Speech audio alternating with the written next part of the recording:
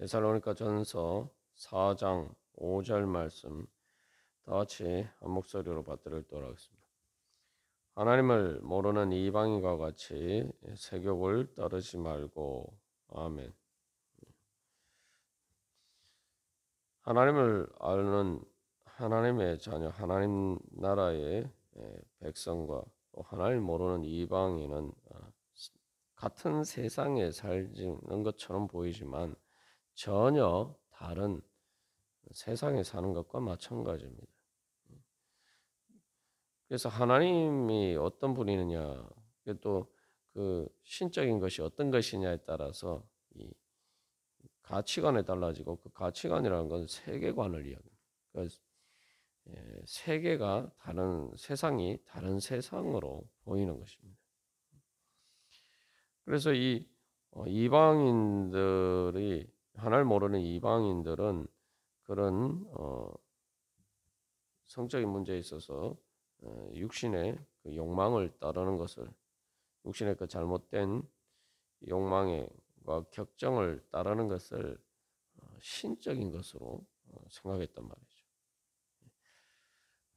그래서 우리가 여러 가지 예를 들었습니다만 가장 그러한 이방인들의 사고방식을 잘 보여주는 그 예가 두 가지가 있습니다. 먼저 이 구약에서는 구약의 배경으로 하는 그 고대 중동 지방에 있어서는 이 거룩한 것이 라는 말이 이제 신전의 창기나 여자 창녀나 아니면 남자 창기를 의미하는 말로도 쓰였단 말이죠. 이스라엘에서 뭐 그렇게 쓰인 게 아니라 그 말 자체가 원래 그런 의미를 가지고 있단 말이죠. 그래서 그 히브리어로 거룩하다는 말 카다시라는 말인데, 그 신명기 23장 17절에 보면 그런 말씀이 있습니다. 이스라엘 여자 중에 창기가 있지 못할 것이요 이스라엘 남자 중에 남창이 있지 못할지니. 여자 창기와 남자 이 창기는 라는 것은 단순히 어떤 성적인 문제와 관련된 게 아니고 이제 신전과 관련되니까 그 우상 숭배를 하는 데 있어서 그 신전에서 섬기는 그러한 일종의 이제 제사장과 같은 역할을 하는데, 그런 그 사람들의 역할 중에 하나가 이제 그런 성적인 관계를 맺는 것이 포함이 되어 있었던 거죠. 그래서 그거 하나님을 섬기는 이스라엘 백성들은 그런 사람이 있으면 안 된다라고 이야기하고 있는데, 근데 그 말 자체가 이제 그 창기 그 신전에서 섬기는 창기와 창녀를 일컫는 말이 카데시입니다. 내가 이 똑같은 거룩한, 쉽게 말하면 거룩한 사람이란 의미예요. 그 거룩한 사람이란 말이 원래 그렇게 의미로 사용됐단 말이에요. 이방 세계에서는. 그래서 바벨론이나 이런 데서는 이제 원래 이제 그런 의미로 사용됐죠. 그래서 거룩하다는 이 형용사가 카다시라는 말인데, 그 신전에 창기를 일컬을 때 카데시라고 이렇게 그 명사형을 사용하고 있어요. 이게 이제 우리가 그때 당시에 이제 구약 시대에 이제 그 고대 이스라엘 백성들이 사는 그 고대 중동 지방에서의 이 거룩의 개념이 얼마나 이 하나님의 성경에서 말하는 하나님의 거룩하심과 얼마나 차이가 있느냐. 차이가 있는 정도가 아니라 정반대되는 의미를 가지고 있죠. 그래서 신명기 23장 17절에서는 이스라엘에는 그런 사람이 있어서는 안 된다라고 그렇게 말씀하고 있습니다. 그리고 이 또 신약의 배경이 되는 이 그리스 로마 문화에 있어서는 이 이방인들의 사고방식을 잘 보여주고 있는 또 그런 이야기가 있습니다. 이제 이 데살로니가는 마게도니아 지방에 속하는데 그리스 그쪽인데 같은 문화권이죠. 그런데 이 그리스의 그 유명한 데모스테네스라는 사람이 있습니다. 고대 아테네의 가장 위대한 웅변가이면서 이제 정치가인데 그 사람이 이제 직접 말한 것은 아니지만 이제 아마 그 사람 이름을 빌려서 이야기 그 네아이라 반박이라는 그러한 연설문이 있어요. 그래서 데모스테네스가 연설한 것으로 이렇게 전해지는 거기에 그런 이야기가 있어요. 그 법정에서 하는 연설인데 우리는 쾌락을 위해 정부라는 건 여기 정상적인 결혼 관계가 아닌 관계를 통해서 이 관계를 맺는 사람을 이야기하죠. 우리는 쾌락을 위해서 정부를 일상적인 육체적 욕구를 위해서 처벌두지만 아내는 합법적인 자녀를 낳고 가정을 충실하게 지키기 위해 있습니다. 이런 말이 이 법정의 연설에서 이게 당연하게 이렇게 이야기되는 시대였다는 거죠. 그러니까 오늘날은 뭐 이렇게 이야기를 하면 이제 큰일 날 일이지만 이게 이제 사실 이제 사회가 민주화가 되고 인권 개념이나 이런 것들이 이제 발달하면서 뭐 이렇게 이야기를 하면은 이제 큰일 나죠. 공적인 자리에서. 예. 그런데 뭐 공적인 자리에서 그렇지만 뭐 오늘날 우리가 뭐 이 단란주점이나 뭐 룸사롱이나 그런 문화들이 여전히 존재하죠. 공적인 자리에서는 이런 말을 못하지만 실질적으로 사적인 자리에서 이런 것들을 당연시 여기는 그런 사회적인 풍조들이 있습니다. 이게 뭐 그냥 술을 마시면 되지 왜 그 술을 마시는데 꼭 여성 접대부를 불러서 같이 술을 마셔야 됩니까? 그 세상에서는 그런 것을 뭐 아무렇지도 않게 여기고 그런 뭐 공적인 자리에 있는 사람들이 또 그런 일들을 아무렇지도 않게 물론 드러나면은 뭐 문제가 될 소지가 있지만 그러나 그런 것들 뭐 세상에 흔히 회사에서 뭐 접대한다라고 할 때 그런 접대 문화에서 그런 것들을 뭐 당연시 여긴단 말이죠. 이게 그래서 오늘날은 뭐 옛날처럼 옛날에는 우상 숭배와 관련돼서 이제 직접적으로 관련되어 있습니다만 오늘날은 그런 이제 눈에 보이는 다신론적인 우상을 숭배하지는 않지만 그러나 하나님을 모르는 사람들에게 있어서는 그러한 우상 또 다른 의미에서 이제 그런 우상들은 여전히 존재하는 거죠. 그리고 그 우상을 통한 그런 세계관의 가치관의 개념은 여전히 사실은 뭐 동서고금을 막론하고 비슷합니다. 하나님을 모르면 이제 그게 당연한 줄 알고 그렇게 살아가는 겁니다. 그래서 이게 이제 신앙생활을 할 때 이런 그 신앙적인 세계관과 이게 충돌하는 부분들이 많아요. 그래서 제가 우리가 세계관이라고 말씀드렸습니다만 하나님을 모른다는 게 뭡니까? 창조주 하나님을 잘 모른다는 거예요.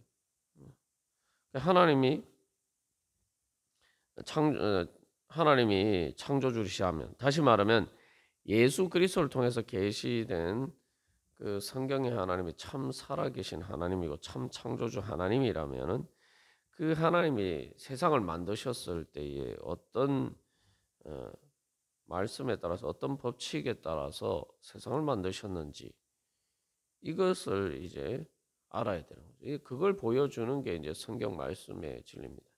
그래서 특별히 하나님이 세상을 창조하실 때에 예수님을 통해서 세상을 창조하셨다. 그러니까 이제 성자 하나님, 예수님은 이 땅에 오신 하나님이죠. 성자 하나님을 통해서 세상을 창조하셨다. 성경은 그렇게 증언하고 있습니다. 그래서 예수님을 말씀을 이 땅에 오신 바로 그 나사렛 여수를 통해서 계시된 하나님, 그 성자 하나님을 말씀이라고 이야기하죠. 요한복음에서. 그 말씀이라는 말이 뭐냐면은 로고스라는 의미예요. 로고스라는 말은 사실 우리가 이제 말씀이라고 생각하면 그냥 단순한 말이라고 생각하지만 요한복음에서 어? 성자 하나님을 말씀이라고 할 때, 그 예수님을 말씀이라고 할 때에 그 말씀이라는 의미는 로고스라는 말인데, 그 로고스라는 말은 법칙이라는 말이에요. 모든 온 세상 천지 만물이 존재하게 하고 오늘날도 그 존재들이 계속 유지가 되고 하는 모든 온 우주를 지배하는 법칙을 이야기합니다. 말 그대로 법칙이에요. 자연 법칙과 같은 거예요.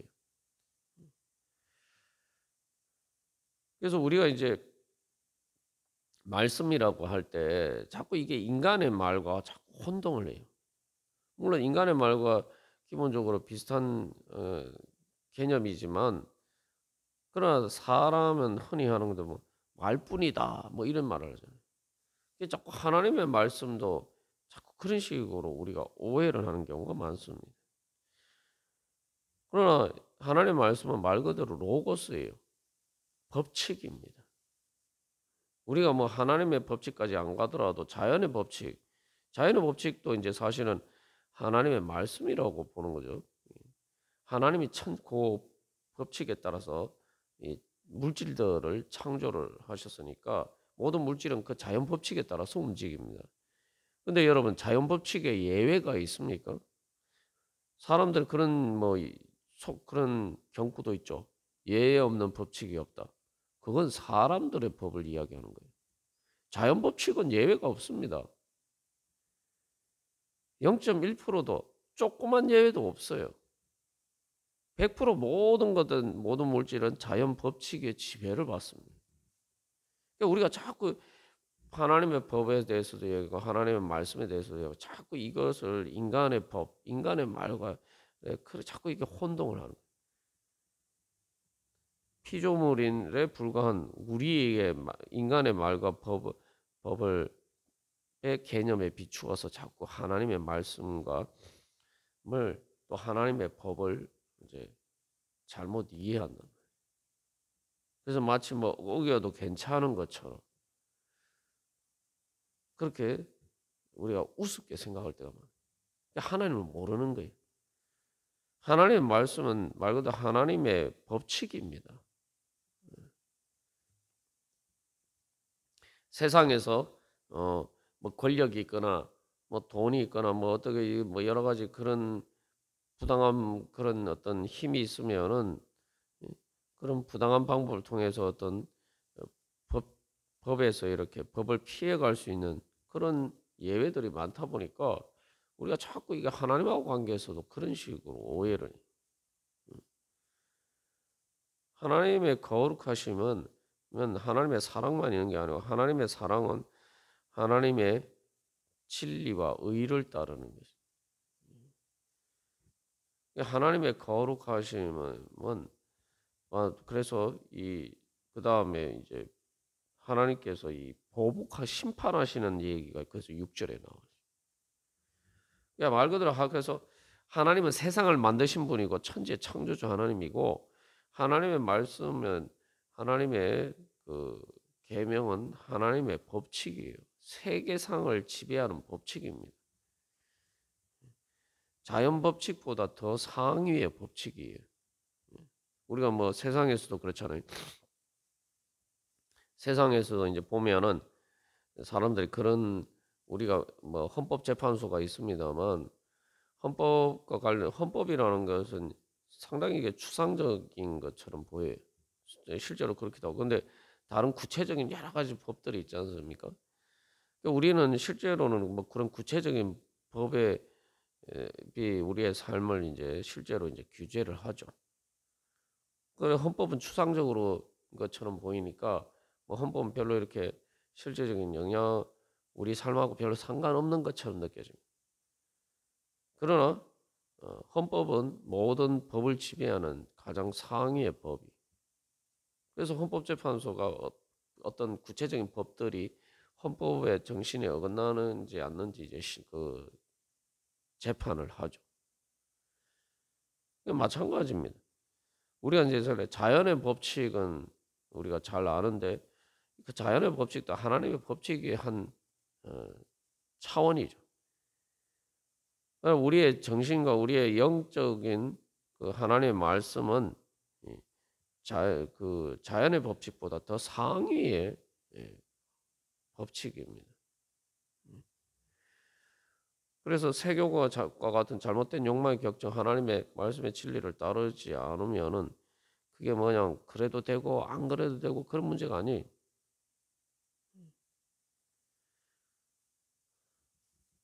하나님께서 우리에게 기회를 주시고 또 하나님께서 참으시고 그래서 이 다시 만회할 그 회개할 수 있는 기회를 주시기 때문에 그런 거지.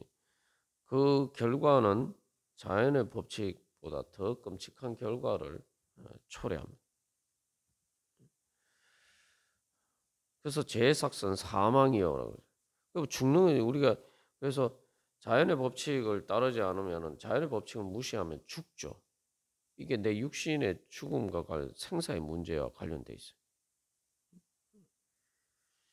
그런데 죄삭선 사망이요라 할 때 우리가 그 자연의 법칙을 어기는 것은 우리의 생사의 문제라고 것을 알지만 그러나 이 하나님의 그 말씀에 이제 조금 더 고차원적인 그런 영적인 법칙을 어기는 것은 생사의 문제라고 별로 생각하지 않는단 말이죠. 그것들이 결국 이제 영혼을 죽이고 그럼 뭐 결국은 사실은 그 영이 죽은 결과들이 이제 나타나는 거예요. 그게 육신의 죽음입니다. 영이 죽어서 사실은 육신이 썩어가는 거예요.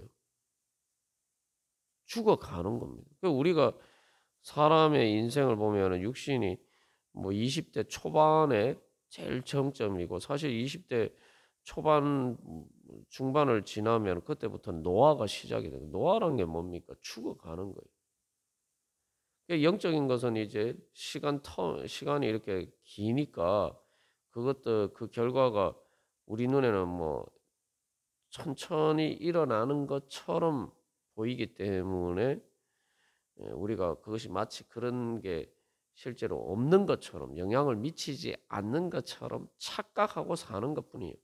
그러니까 우리가 앞에서 나눈 육신의 관점에 대해서 나눌 때 육신의 관점은 바로 눈앞에 좁은 시간의 범위 안에서만 보는 거예요. 그 너머를 보지 못하는 게 육신의 관점. 그러니까 그런 관점에서만 보면은 이게 뭐 하나님의 법을 어겨도 당장에 뭐 내가 내 육신이 지금 바로 뭐 벼락 맞아 죽는 것처럼 그렇게 하나님의 심판을 받아 죽지 않으니까 괜찮은 것처럼 착각하는 거죠. 마치 하루살이가 하루만 살다가 죽는 것인데 사람들의 관점에서 보면 진짜 하루살이 아닙니까 말 그대로. 그러나 하루살이 자기 기준에서는 하루가 얼마나 길겠어요. 육신의 관점에서 이제 그렇게 생각합니다. 그러나 사실은 우리가 뭐 자연의학적으로도 아는 것처럼 실제로 계속 죽어가고 있어요. 이미 영이 죽어서 영적인 그런 문제들이 하나님과 단절된 문제들이 결국 그런 식으로 증상이 사실은 이미 진행이 되고 있어요. 암이 생겨서 이미 암이 점점 퍼져가는 것처럼 우리의 육신의 인생이 그렇습니다. 우리가 그런 것들을 육지적인 관점에서 보고 아무 일이 없는 것처럼 그렇게 자꾸 착각하면서 산단 말이에요.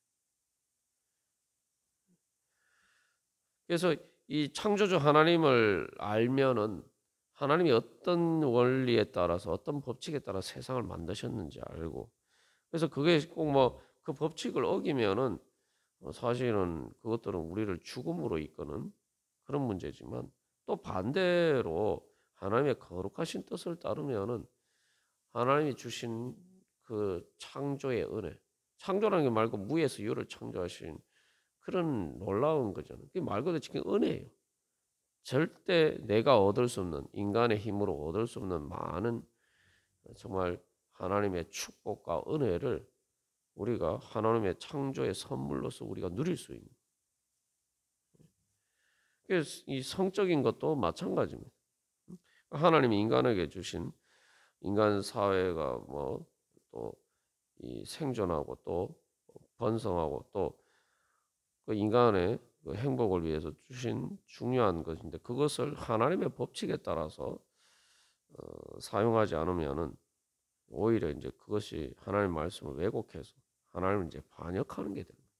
하나님이 창조하신 하나님이 그 창조주 하나님의 법칙에 따라서 다스리는 그 세계의 법칙을 어기는 일이죠. 그러면 그게 하나님의 축복을 오히려 놓치게 되고 오히려 그것을 통해서 스스로를 파멸의 길로 이끄는 그런 어리석은 자리에 서게 됩니다.